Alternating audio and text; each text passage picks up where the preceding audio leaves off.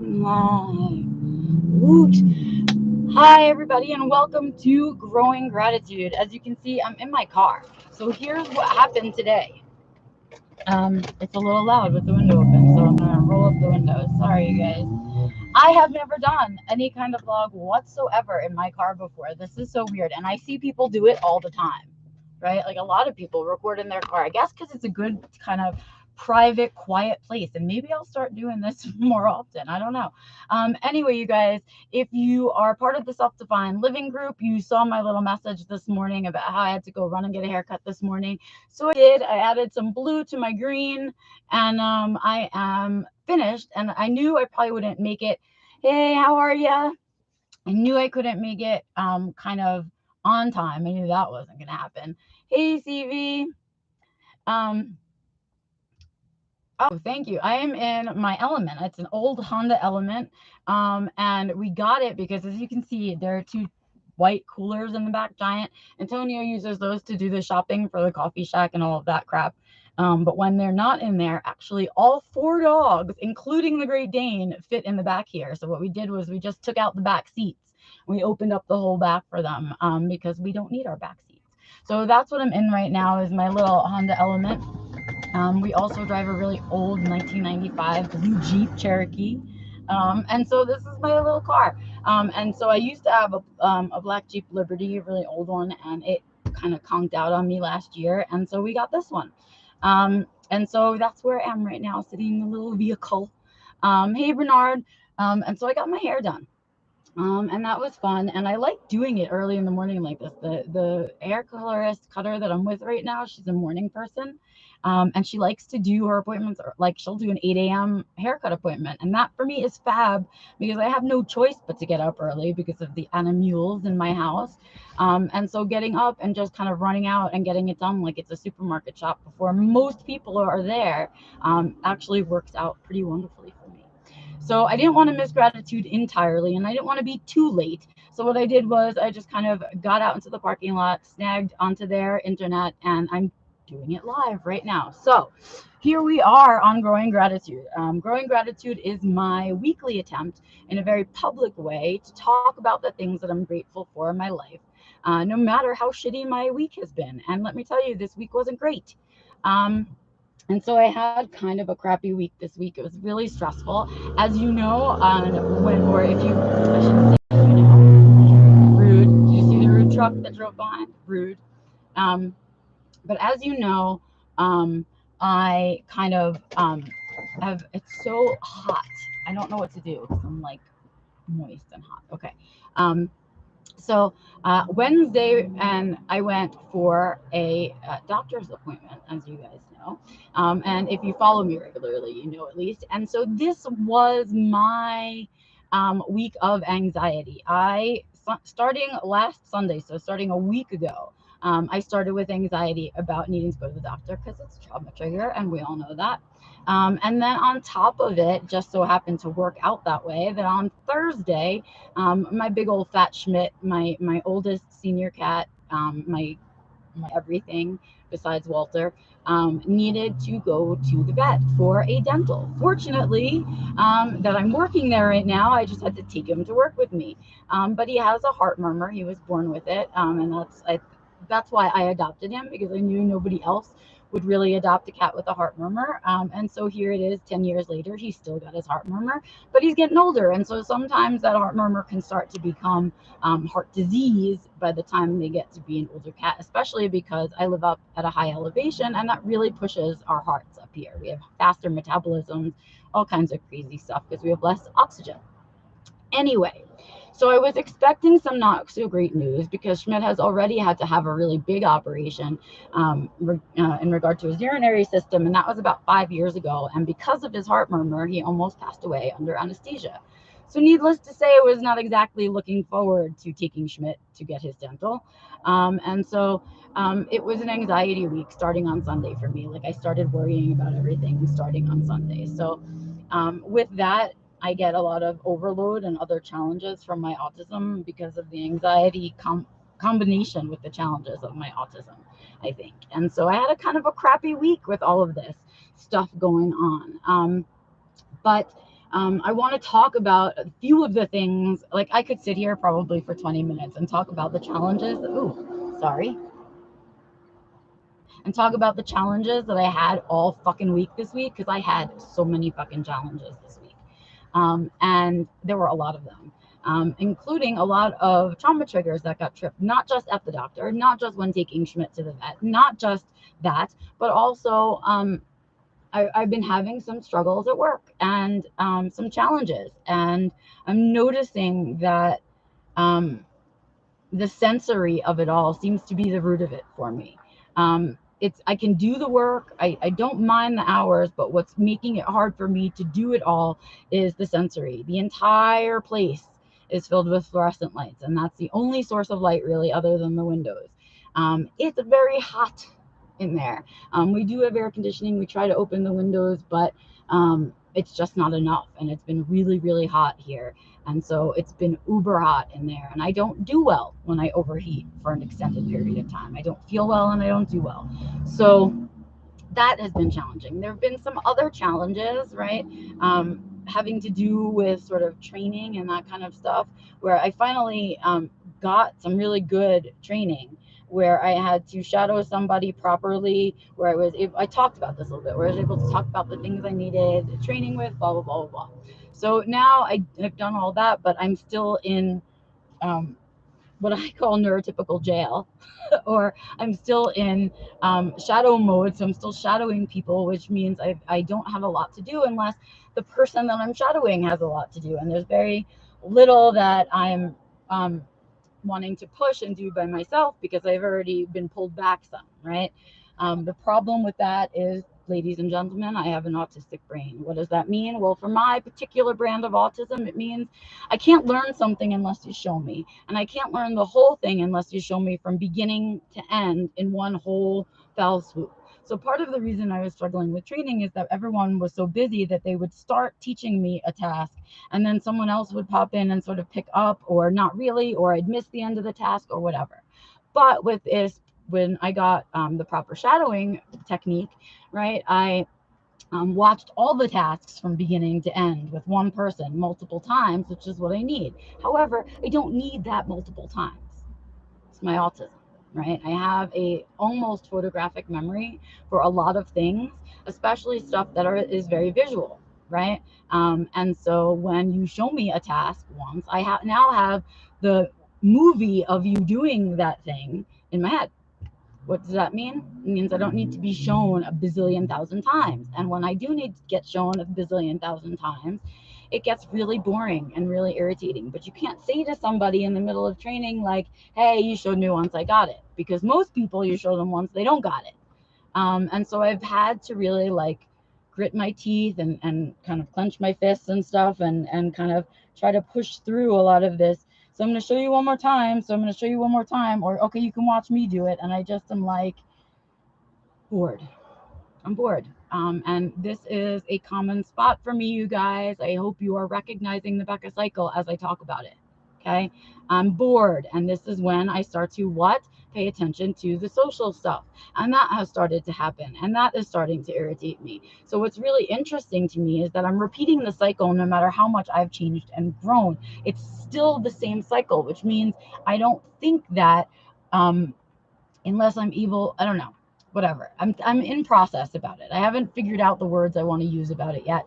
And I don't want to talk about it yet. But nonetheless, it was a struggle week for me. And when I have this combination of this boredom and all of this anxiety come together, it's like a mental health explosion, right? So it's like I have a volcano of mental health explode. And that's what this week has been like for me, to the point where I felt like, do I need to go back on anxiety meds proper, like Western meds? Do I need to upgrade or intensify my antidepressant that I take regularly? Because things were not feeling good.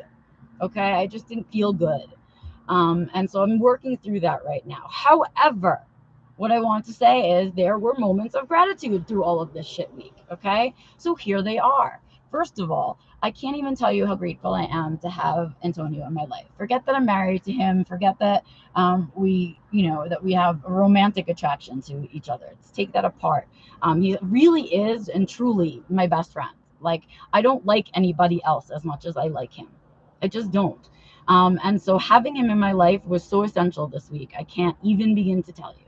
To the point where he even, he took the ride with me to the doctor. And when he goes with me to the doctor, he doesn't say anything. He just sits in the room, really, and goes for the ride. But I need that thing as a crutch to my anxiety, because I know that with anxiety, sometimes I will say too much, or I will get annoyed or frustrated, and with the waiting and all of that stuff, and I get very cranky about the whole thing. So, and when I do that, I also don't hear all of the information necessarily. Sometimes I miss little things, right? So having someone come with me is essential.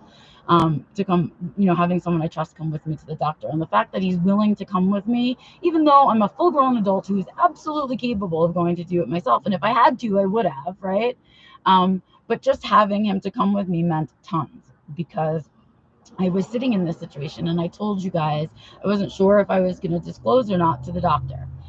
Well, I didn't need to disclose. I ended up not disclosing. I ended up talking about all the things that I was worried about, and letting it kind of go and see if that was enough, or if I needed to intensify my seriousness by saying, no, I have autism, and so that's why I think all these things are connected. Well, it turns out my argument alone about the symptomology of everything was enough for the doctor to say, no, you're right, let's take this seriously. Right. So I've got some stuff coming up now, you guys. We knew it was going to happen, right? You go for the appointment because I want to explore some of these issues that I'm having with my stomach, right? And stop the cycle. But it begins the Western medicine cycle, right? Which is what? Testing up the wazoo. So now that phase begins for me. I have to go do, in 2 weeks, I have to start doing a whole bunch of testing. I had to switch off some meds so those tests will come out the right way, and all of these things. So it's begun. I know I will hit lots of trauma triggers along the way, but what I'm realizing is that I need to address it, because if I don't address it, I'm just going to worry about it all the time. And I don't have the space in my life for that level of anxiety anymore. It's not worth it to me. It's worth it to me to struggle through the testing so that I don't have to have that overarching anxiety. Okay? All right. Next up, gratitudes, shout outs, and whatnot go out to the nurses. I forgot what they're called. No, she's not a nurse's assistant. She's a PA, physician's assistant, who ended up seeing me at the doctor's office. They don't get enough credit, first of all, because they really they're allowed to do all the things that a doctor can do, except for like surgery. So they're not allowed to do anything to you, but they're allowed to order all the tests, all of those things. And so I had a really wonderful PA this time, and I really liked her, and I've now made her my my main caregiver person, my main person that I'll see at the doctor, because she said some really lovely things while I was in there. And so we talked a lot about the things I'm concerned with. And part of those concerns come from the fact that I might be in perimenopause. I'm of a certain age, that stuff is beginning. I'm having the sweats. Let's talk about it, right? And I don't have any 50 plus women in my life that I'm really close to that I could ask, when do they know? What are they doing about it? What are their experiences?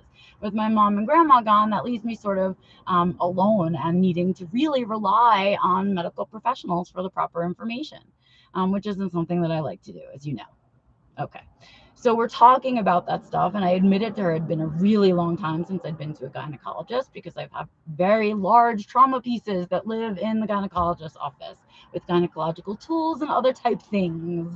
But when I was honest with her about it, she heard me, which is a rare thing, and she said, yeah, let's do this. You don't have to go to the gynecologist for a pap smear and for a breast exam and those things. You don't need to go there for that. I can do the pap smear here, and we can send you to someplace for the breast exam with a referral from here. So since that's a trauma thing for you, we can do it here, and I'll do it, she said. And I'll stop if you need me to stop. If we can't do it the day you're scheduled for, we can try another day. All of the things you want to hear from a medical professional who is hearing you say, this experience causes me trauma, and that's why I avoid it. So yay that this really lovely young woman, who I happen to pull out of the hat as a PA for my appointment is exactly the human that I need to be seeing. Okay. So I think that if I get to the point through the testing where I need to talk about the autism, she's somebody I might just feel comfortable doing it with. So gratitude shout out to Jackie, my PA, my new caregiver at the doctor's office, for just fucking getting it, for understanding that the people that walk into your office are human beings that have a history beyond the 5 minutes that they're seeing you for. So shout out to Jackie. Thank you so much for that. And I'm actually looking forward to seeing you in 2 weeks and seeing if we can't make this experience different than my prior experiences. So hooray. And so that's gratitude for that. In terms of Schmidt, gratitude shout out goes to my entire vet clinic, to the wonderful, amazing Dr. Grimm, who came in to be our special anesthesiologist for the day because Schmidt is such a special case, and it's dangerous for him to have anesthesia. So shout out to him. And shout out to my doctor and all the other people, all my other vet techs in my office and everything. Thank you guys so much for supporting me through Thursday. I know that when I first got into work, I definitely was not of peace of mind to be working on other people's animals. So I thank you guys for letting me not have to do that and to do the other stuff like answer the phones and the other things that we need to do. And thank you guys also for taking care of him, because it's really hard to work on your own pet. Just so that you know, it's sort of a overarching kind of general rule in medical practice not to work on your own family members, and in veterinary practice not to work on your own animals. Why? You do not think clearly. You are not thinking about your job. You are thinking about the person or animal that you love. And so I thank you to everybody who took care of him that day. He did amazing. So gratitude to Schmidt, who really he went in his crate, no point. He's just the dude. He's like the dude from The Big Lebowski. He's just like, meh, that's, and he just doesn't want to be bothered. And he's my role model in many ways because of how he is. And so he was a good boy for everyone. He didn't give him a hard time to put in his catheter or to have his medicine given or any of those things. And then he ended up having 4 teeth extracted, and he's been good for his meds after that. So yay. Thank you, Schmidt, for being you, man. And big gratitude shout out to him too for kind of just processing through and being a sport about the whole thing. He ended up getting 4 teeth pulled. He'll probably never have another dental again, but at least now his mouth doesn't hurt, it doesn't smell, and he won't get septic. His whole body won't turn into an infection because of an infection in his mouth. Further gratitudes to the anesthesiologist for donating his services to me, because he wants me to go get an echocardiogram for Schmidt. It's something that I've never really been able to afford to do for Schmidt. But at this point in his life, going to have his murmur checked out and find out whether or not he needs medication to support him, or he doesn't need medication yet, because everything else in his blood work was amazeballs. It was perfect. And when we did the x-ray of his heart was a perfect size. It hadn't gotten big with heart disease. So now both doctors are super curious what kind of murmur it is. Since he was born with it, they can hear it. It affects him under anesthesia, but it's not affecting the rest of his body in any kind of way, it seems. And the only way to find that out is with an echocardiogram. So I am going to do that. I think it's in mid-August. I have an appointment for Schmidt to take him to a cardiologist, a veterinary cardiologist, and have them do an echocardiogram for him. Since he's been home, he's doing great, and my anxiety is way low, because on top of just getting the dental taken care of, I did blood draws and x-rays, which lets me know what's going on in the rest of his body, which is the big old 0, which is fantastic to know that there's nothing serious other than what I was smelling going on in his mouth. Very, very relaxing and comforting to know that. And so I will pursue the echocardiogram because I don't have any other serious health concerns to worry about. Hooray! And so that's what happened with Schmidt. And my gratitude is extended to the other people in my life who, when they saw me say, oh, I'm kind of struggling with this thing, you guys sent me all kinds of good vibes to get me through. And knowing that I had a support system behind me that knew I was struggling helped me get through, as it does often in lots of other challenging things. So he's been home, he's eating, he's doing well, he's being good for his antibiotics and all of those things, and his mouth no longer smells. So lots of gratitude for that going well this week. Those are really my big main gratitudes. And I've had a really good couple of days. I have some things to do today for you guys. I'm working on the newsletter today. I have to record Asking Spectrum Women, I think. I'm going to try to do that today. And I have some other things, projects that, excuse me, are due to people this week. And because I'm at the vet's office, I'm not sitting in front of the computer as much, and I got to get some of those things done on my day off, which is today. So you guys, that's it for me for Growing Gratitude today. I hope you will take the example, go out in your life, sit down for a few minutes and write down your gratitudes for this week. Tell them to somebody else, record them on a tape recorder, put them in a journal, say them out loud in your car. Whatever it is that you need to do to very consciously be grateful for the things in your life that got you through this week, no matter how shitty your week is. Because that's what I do. And it certainly makes me feel like, hold on, my week was really crappy and I was really exhausted, but some really fucking amazing things happened. And thank goodness for them. And so grateful for that, grateful for you guys spending some time with me today, and really looking forward to getting back to you guys on Wednesday with the next Being Becca Live, because we have stuff to talk about. Not only do I want to talk about some of the stuff having to do with the doctor's office and such and work, but I also want to talk about a really big topic that keeps coming up with my clients, which means if they're coming up with that problem to me, some of you out there are struggling with it too, and that's self-imposed challenges. We are going to talk about that on Wednesday. But until then, I hope to see you guys out and about on the interwebs. I hope you do your gratitudes today. And I also hope that you get out into the world or out into your life and out of bed and you do something that brings you joy. That is something that I know is continuously imperative for us on the spectrum. So that is my ask of you today, to do some gratitudes and then go out there and seek joy, create joy, share joy, all the joys. And I will see you guys on Wednesday for the next Being Back Alive. And I will, of course, see you next Sunday for the next Growing Gratitude.